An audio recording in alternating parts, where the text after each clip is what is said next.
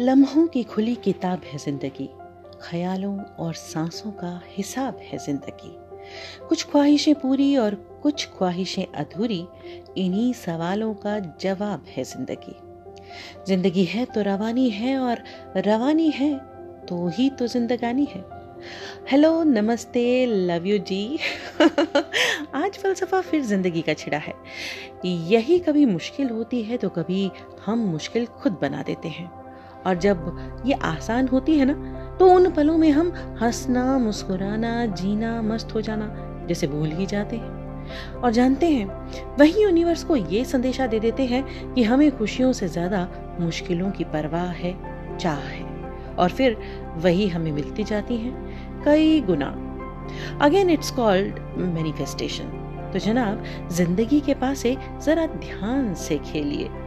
इससे पहले कि एपिसोड की परतें खुलती जाएं, शुक्रिया मेरे प्यारे लिसनर्स का, सब्सक्राइबर्स का, और उनका जिन्होंने इस चैनल को लाइक किया, कमेंट्स किए और अपना कीमती समय दिया। इसमें कहे डिवाइन ऑर्डर्स की जो रिस्पेक्ट उन्होंने की, उसके लिए thank you, thank you, thank you.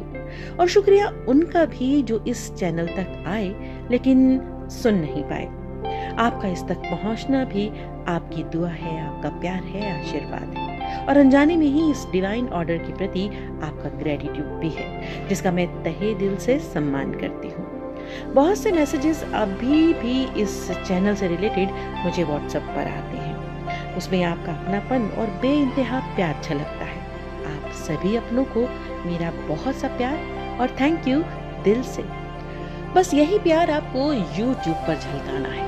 इस चैनल को दूर का सफर तय करना है, क्योंकि हर एपिसोड टाइमलेस है। ये जब जिस तक पहुंचेगी उसको कोई ना कोई लेसन जरूर देगी। न जाने कहां कोई उस मैसेज का इंतजार कर रहा होगा। So please like, share and subscribe this channel. चलिए जी, फिर से लौटते हैं जिंदगी पर। तो चलिए गिनती कीजिए जल्दी जल्दी। जी हाँ, आती है ना आप सभी को? 1 2 3 4, या छोड़िए 1 2 3 4। गिनती तो बिना पढ़ा लिखा इंसान भी बोल ही लेता है ना? I know it's not a classroom, तो फिर भला ये गिनती क्यों?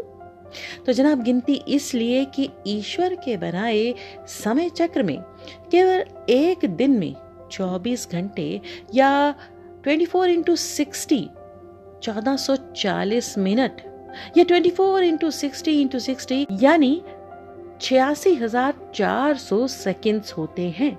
इतने लंबे अंतराल का समय ईश्वर ने दिया है मात्र एक दिन में, और हम इसका कितना हिस्सा सिर्फ कमियां, दर्द, परेशानियां ही सोच सोच के गंवाते जा रहे हैं। तो फिर वही तो बढ़ती जा रही है। उम्र कोई भी हो, वजह कोई भी हो, धर्म, जाति, परिवार, वातावरण, कोई भी स्थिति हो, बस आप ये सोचें कि 24 घंटों 1440 मिनटों 86,400 सेकंड्स में से क्या कुछ पल मात्र भी आप निकाल पाए हैं जो कि दिन में घटित पॉजिटिव बातों को, घटनाओं को, मोमेंट्स को याद कर आपने ईश्वर को शुक्रिया अदा किया हो? जनाब, अगर नहीं किया तो करिए ना, सुबह उठते ही या फिर रात को सोने से जस्ट पहले। कुछ पलों की ही तो बात है, और जानते हैं, यह आपको लेके चलेगा सकारात्मकता की ओर, पॉजिटिविटी की ओर। आपके कदम और आपकी किस्मत दोनों को वो सही मार्ग पे ले आएगा, यानी पॉजिटिविटी की ओर ले जाएगा। यूनिवर्स को ये मैसेज जाएगा कि आप पॉजिटिविटी को अट्रैक्ट करने के लिए अब बिल्कुल तैयार हैं, रेडी हैं, और यही शुरुआत होती है आपके अच्छे समय की। यूं कहना बिल्कुल गलत है कि किसी भी बुरे से बुरे दिन में भी कुछ छोटे से छोटा भी सही नहीं हुआ हो, लेकिन वो हमें दिखाई नहीं देता ना, क्योंकि हम बुरी परिस्थिति में पूरी तरह से उलझे रहते हैं और अच्छाई की तरफ अपनी सोच को लेकर जाना ही नहीं चाहते। लेकिन ठहरिए, सोचिए, क्योंकि आपकी यही सोच आपकी मुश्किलों को आसान कर सकती है, कम कर सकती है, आपके दुख, आपकी परेशानियों को कुछ हल्का कर सकती है। और फिर दो बातें होंगी, आपको परेशानियां कम सताएंगी, या फिर कुछ पल का सुकून आपको परेशानियों के हल निकालने में मदद करेगा। तो हुआ ना डबल फायदा।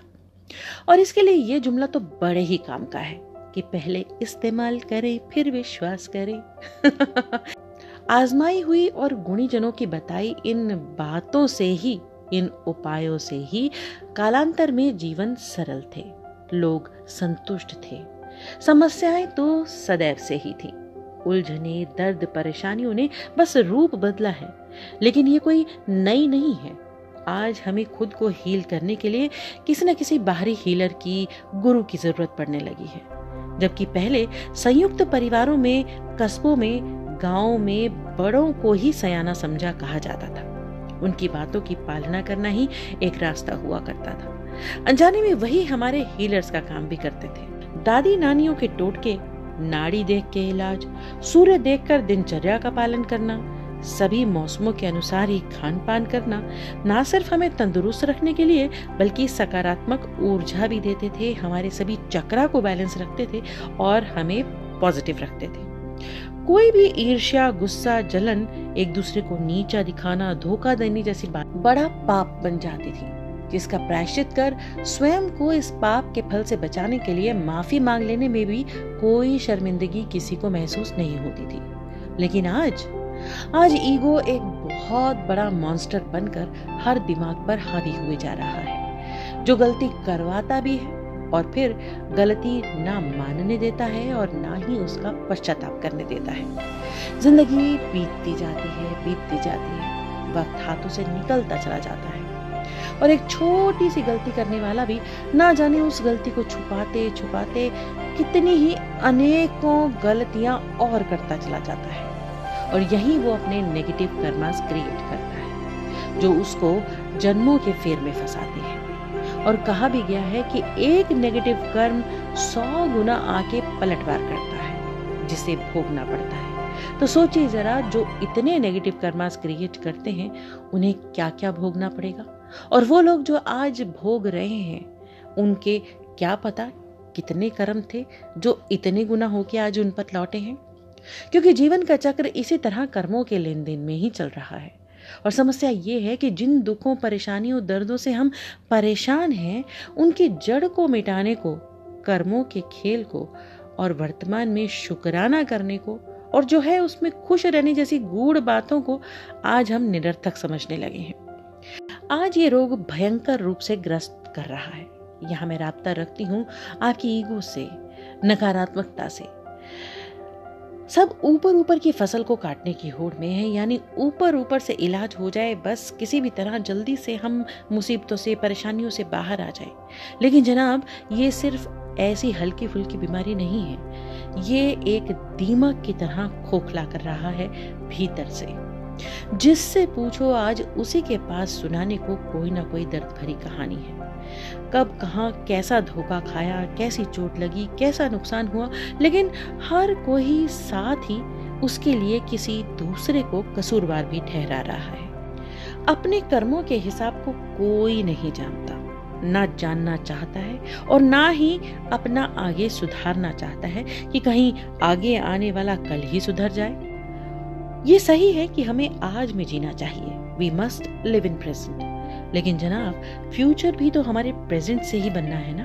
तो आज के हिसाब किताब को तो जांचना ही पड़ेगा। ना माफी मांगने से कोई छोटा होता है, ना नीचे गिरता है, बल्कि माफी मांगने वाला सबसे बहादुर और सकारात्मक व्यक्ति होता है। माफी देने वाला बड़ा बन जाता है। एक तरफ इससे रिश्ते सुधर जाते हैं और वहीं कर्मा भी सुधर जाते हैं। नेगेटिविटी के जहर को बढ़ने से आप और हम ही रोक सकते हैं, माफी मांग के, माफी दे के। नहीं तो पाप और पुण्य दोनों का पलड़ा ऊपर नीचे होता परिस्थितियों को और खराब करता ही रहेगा। रचयिता की सृष्टि को आप चलाने वाले कोई नहीं, उसकी डोर तो वही थामेगा। आपकी खींचतान से होगा ये कि बस आप ही अनबैलेंस होके जीवन के रास्ते से या तो भटक जाएंगे या फिर मुश्किलों, परेशानियों के जंगल में गिर जाएंगे, भटक जाएंगे, खो जाएंगे। एक बात ये भी जान लें कि आपको कष्ट देने वालों को आपको कोसना नहीं है, बल्कि दुआ देनी है, धन्यवाद देना है। वो क्यों? थैंक यू कहना है जनाब, क्योंकि वही तो है जो आपको आपके बुरे कर्मों से छुटकारा दिलाने के लिए स्पेशली धरती पर आया है। उसे भी ऐसा करने में कष्ट का अनुभव होता है, तो क्यों ये कष्ट अपने और उसके लिए बढ़ाना? बात को जरा शांत मन से दोबारा सुनिएगा भी, समझिएगा भी रिवाइंड करके, और फिर खुद में बदलाव लाइएगा। अपनी सोच में, वाणी में, कर्म में सकारात्मकता का भाव लाइएगा। स्वयं पर और अपने इष्ट पर विश्वास को बढ़ाइए, क्योंकि आपको ही अपने आने वाले सुनहरे कल का निर्माण करना है। प्रसन्न होके ईश्वर से कहना है कि हे ईश्वर, मैं खुशियों के लिए, सुखों के लिए पूरी तरह सकारात्मक हूं। अब मैं तैयार हूं, मेरा समय बदल रहा है। ये कहना शुरू तो कीजिए।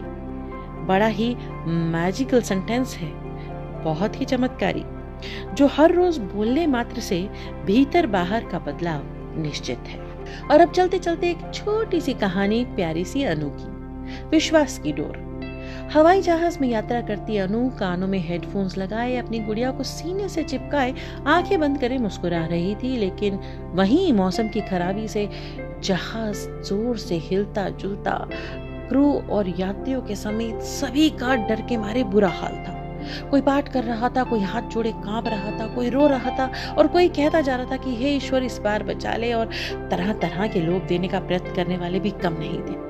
लेकिन एक मीठी सी मुस्कान बहुत शांत थी। कुछ ही पलों में सब शांत हो गया। अनु के साथ ही बैठी थी स्मृति, जिसने पूछा कि तुम्हें डर नहीं लगा? तो उसका जवाब था नहीं। स्मृति ने फिर पूछा क्यों? तो अनु बोली क्योंकि इस प्लेन के पायलट ना मेरे पापा हैं। कितना विश्वास था उसे, कितनी निश्चिंतता।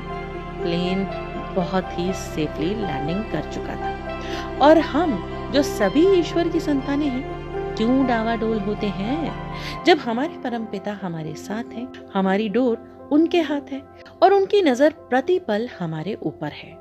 हमारे मन, कर्म, वचन पर उनका पूरी तरह से ध्यान है और उसी पर आधारित है हमारा आने वाला कल। बस इतनी ही है ये कहानी। जाने कितनी ही बार सुनी होगी, पढ़ी होगी और हो सकता है आपने कही भी हो, लेकिन शायद सही मौके पर याद रखी। यदि नहीं तो गलती सुधारिए और इस कहानी को सदैव याद रखिए, क्योंकि आप भी छोटी सी अनु हैं अपने परमपिता की। आपके प्रगतिशील आज और फलीभूत होने वाले कल के लिए मेरी बहुत सारी शुभकामनाएं। बहुत सा प्यार, 1000 बार। आपकी दोस्त पुनीता अब लेती है इजाजत। Bye bye, see you soon.